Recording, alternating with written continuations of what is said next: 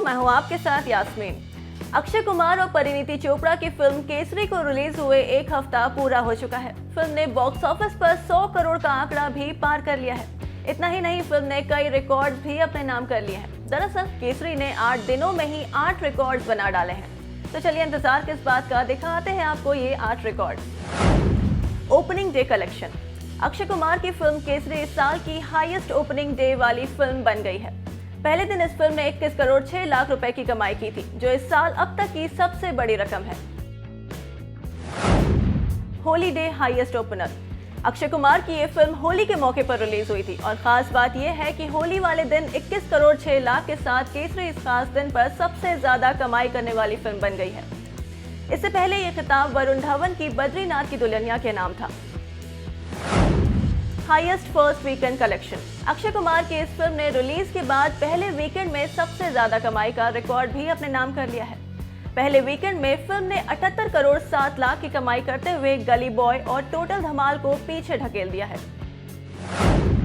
Fastest 100 crore film. ये film release के बाद महज 7वें दिन ही 100 करोड़ रुपए का आंकड़ा छू चुकी है। इस दौर में केसरी ने रणवीर सिंह की गली बॉय और अजय देवगन की टोटल धमाल को भी पीछे छोड़ दिया है। Highest 100 crore film. बॉलीवुड में अब तक सबसे ज्यादा 100 करोड़ फिल्में देने का रिकॉर्ड सलमान खान के पास है। सुपरस्टार सलमान खान ने अब तक 13 100 करोड़ फिल्में दी हैं, जबकि अक्षय कुमार ने 11 100 करोड़ फिल्में देकर दूसरी पोजीशन हासिल की है। Parineeti second highest opener.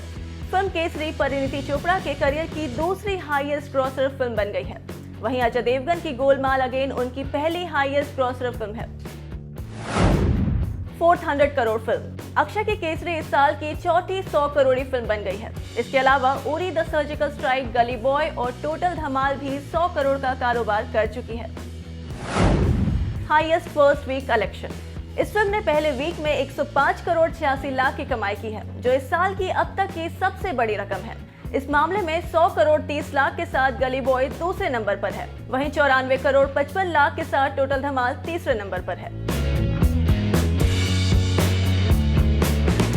फिलहाल आपको हमारी ये स्टोरी कैसी लगी, हमें कमेंट करके ज़रूर बताएं। हाय अक्षय, ज्योति फ्रॉम बिग एफएम। मेरा सवाल ये है जी, आपके सामने है जी। मेरा सवाल ये है कि फिल्म काफ़ी जो ट्रेलर्स है लोगों को काफ़ी पसंद आ रहा है, लेकिन आपके लिए पर्सनली कितना इमोशनली और फिजिकली कितना चैलेंजिंग था और कितना ड्रेनिंग था पूरा सिचुएशन जब आप लोग पिक्चराइजेशन कर रहे थे? ओके, सो मेरे लिए चैलेंजिंग बिल्कुल नहीं था, क्योंकि रिसर्च और ये सारी चीज़ें जो थी वो मेरे डायरेक्टर ने सब कुछ करके रखा था और मतलब हर सवाल का जवाब इनके पास था। करीबन 1 सवा साल से ये कहानी पे काम कर रहे थे, लिख रहे थे, रिसर्च कर रहे थे और कई बार ये पंजाब भी गए हैं पता करने के लिए काफ़ी चीज़ें और सब चीज़ों का उत्तर यही लेके आए। तो मैं कहूँगा कि जो चैलेंजिंग और रिसर्च पार्ट था वो इन्होंने मेरा संभाल लिया था। बाकी जहाँ रही ये फिल्म की बात, ये फिल्म मेरे लिए बहुत ही एक इमोशनल जर्नी रही है। मेरे पिताजी भी सोल्जर थे, आर्मी में थे और ये भी एक कहानी उन सोल्जरों की है। मैं जब ये फिल्म कर रहा था तो मुझे बहुत अंदरूनी किस्म की अंदर से ही बहुत फील आती थी और ऐसी चीज़ें हैं इस फिल्म के अंदर जो कि मतलब मैं विश्वास नहीं कर सकता कि लोग ऐसे भी होते हैं। मतलब आप इमेजिन कर सकते हैं कि 21 सिख, 21 सरदार एक फोर्ट के अंदर हैं और उनको पता है कि बाहर 10,000 लोग खड़े हैं उन्हें मारने के लिए। मौत तो निश्चित है, लेकिन फिर भी अपने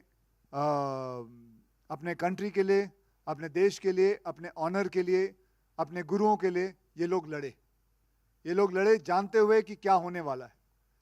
और ऐसा लड़े कि आज अगर आप गूगल में डालो कि 5 सबसे बड़ी बैटल कौन सी है तो हमारा नंबर 2 पे आता है। ऐसा लड़े ये लोग कि पूरी दुनिया याद रखती है।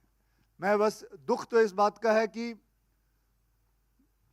ब्रिटिश जो है दे सेलिब्रेट सारागिडी डे बट हमारे यहाँ इतिहास के पन्नों में ये कहीं खो गई, इसके बारे में ज़्यादा लोग नहीं जानते। लेकिन मैं तो यही चाहूँगा और दरख्वास्त करूँगा कि जितने भी माँ बाप हैं अपने बच्चों को ये फिल्म ज़रूर दिखाएं, क्योंकि ये एक एजुकेशनल फिल्म भी है, इतिहास वाली फिल्म है और सच्ची कहानी है। सिर्फ हम इतना प्रभावित हो जाते हैं जब हम 300 जैसी एक फिल्म देखते हैं, हम सोचते हैं क्या फिल्म बनाई है, जबकि वो फिल्म आप सभी जानते हैं कि एक फिक्टिशियस फिल्म है, लेकिन बहुत अच्छी बनाई। लेकिन ये तो रियल फिल्म है, ये तो रियल लोग थे, ऐसे लोग रियल थे। तो बहुत ही एक I can just tell you, बहुत फील वाली रही है। और ख़ास करके जब इन्होंने मेरे डायरेक्टर ने मुझसे वो लास्ट के 15-20 मिनट जो फिल्म के अंदर है वो जो करवाया है, और ये ख़ास करके गाना ये लास्ट में आता है, एक वो वाली जर्नी है जब एक सोल्जर को गोली लगती है और उसके पास करीबन 30 या 35 या 40 सेकंड होते हैं, मृत्यु के एकदम नज़दीक आ चुका है, वो क्या सोचता है। वो 35 सेकंड के अंदर उसके अंदर वो सारी जो उसकी कथा होती है, जो बचपन से उसके गुजरी है, माँ बाप से लेके बीवी बच्चे से सब आ जाते हैं। सो ये बहुत ही इमोशनल जर्नी रही है। ये आप जब पिक्चर देखोगे आप खुद ही महसूस करोगे। बस आप लोगों से यही दरख्वास्त है कि आप ज़रूर ये लिखें कि मैं चाहूँगा कि इस फिल्म को बच्चे ज़रूर देखें, youth should watch it because it's a lot of learning process in this film which is a real thing. Akshay Hi Baji, Akshay Akshay here. Baji, Hi Akshay Baji. Akshay. Madhu Hello. BBC Hindi से. Akshay Baji here on the left. First of all, this is Simran Singh here. First of all, thank you to the team for bringing this film, for making a film on this subject, and thank you for this emotional, heartfelt tribute to the martyrs. My question to you is a concerning question. So, your film Kesari tells us about the true meaning of this color.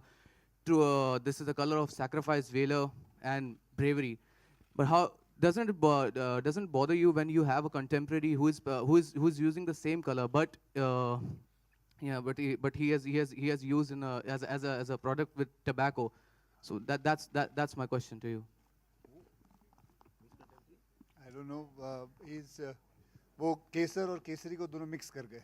No, that you know, वो I'm not Kesar naming Kesar the है। brand. Yeah, I'm not That's naming okay, anything. हमसे आपने add बीच में पता नहीं कहाँ से ले आए, मतलब हम कहीं और जा रहे हैं, भाजी तुसी कितने और चले गए हो। तो कोई गल नहीं, लेकिन भाजी I don't think like that. मैंने कभी जिंदगी में अपने ख्वाब में नहीं सोचा था कि ऐसा प्रश्न मेरे पास आएगा। लेकिन कोई बात नहीं, इसके बारे में जैसे आपने मुझसे प्रश्न पूछा, उसका उत्तर मैं सारी जिंदगी लगा लूँ, मैं नहीं दे पाऊंगा। तो भाजी आई एम सॉरी, मेरे पास नहीं है उसका उत्तर। हाय अक्षय, BBC हिंदी से मधु। सबसे पहले तो ये जब गाना हमने देखा काफ़ी इमोशनल हो गए हम लोग, उन शहीदों की कुर्बानी हमें याद आ गई। दो सवाल था। पहले तो ये जब आपने पूरा शूट किया, आपकी पूरी टीम ने पूरा शूट किया, तो क्या उस दौर से जब गुजर रहे थे आप शूटिंग के दौर पे, उसका एक्सपीरियंस कैसा था? क्योंकि अब हम सुन रहे थे तो हमें काफ़ी इमोशनल, हम कनेक्ट हो गए उस चीज़ जी से। बिल्कुल, ये बहुत ही इमोशनल गाना है। ये वही 35-40 सेकंड जो एक सोल्जर के जब गोली लगती है उसके ज़िंदगी में क्या होता है, मतलब उसके उस 35-40 सेकंड के अंदर वो क्या सोचता है, ये पूरा गाना वही है। एंड मैं दाद देता हूँ जिन्होंने ये गाना लिखा है कि किस हिसाब से लिखा है। मतलब वो वर्ड मैं कभी नहीं भूल सकता कि माँ कहती है तू मेरा चांद है और चांद हमेशा रहता है। बहुत सारे ऐसे वर्ड्स हैं अंदर जो बहुत अच्छी तरह पिरोए गए हैं।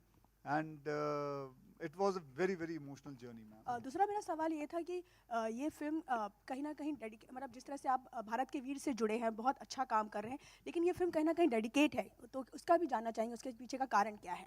उसका कारण ये है क्योंकि ये film it is all about the martyrs, it is about what happened in 1897 on September 12th, and it is about the sacrifice what they did for the country, and that is why we have dedicated this film to Bharat Ke Veer and all the martyrs who have given their lives so that we can live our lives.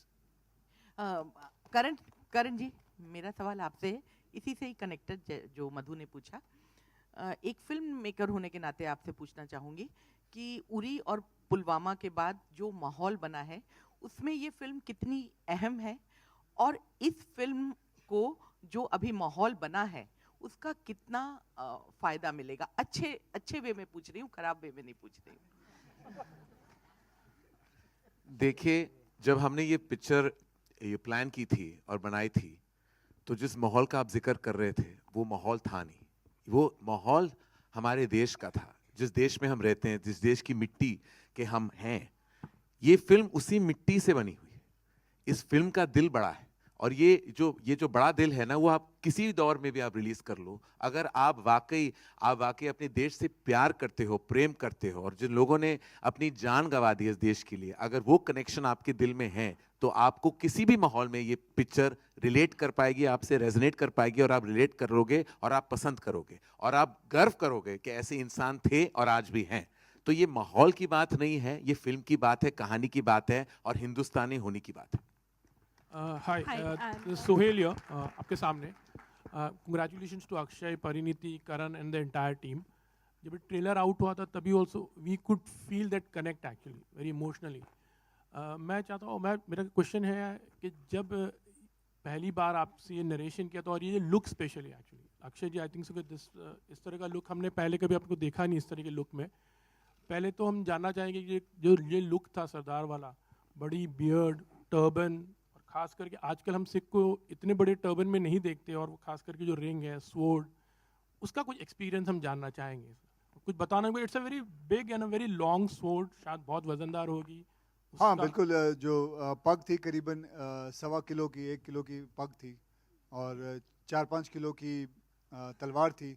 वैसे उस वक्त की बात अगर हम करें, तो उस वक्त जब वो तलवार पकड़ते तो वो करीबन 20 या 22 किलो की तलवार पकड़ते थे, क्योंकि वो लोग असली घी खाते थे।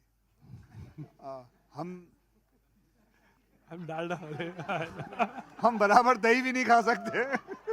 आप अभी भी असली घी खाते हो, इसलिए इस तरह लगते हो। हाँ, वो बनावटी चीजें तो हम खाते हैं। you're disciplined person actually, बहुत discipline. Your lifestyle is in a very discipline में, आप बहुत डिसिप्लिन फॉलो मत पूछिए कितना डिसिप्लिन्ड है इनका लाइफ। पहली बार जब मुझे अक्षय कुमार से मिलना था, तो उन्होंने 6 बजे कह दिया। मैं तो 6 बजे शाम को जा रहा था, मुझे कहाँ पता था कि 6 बजे सुबह ये मुझे बुला रहे थे। ये इंसान नहीं है, मॉर्निंग अलार्म है।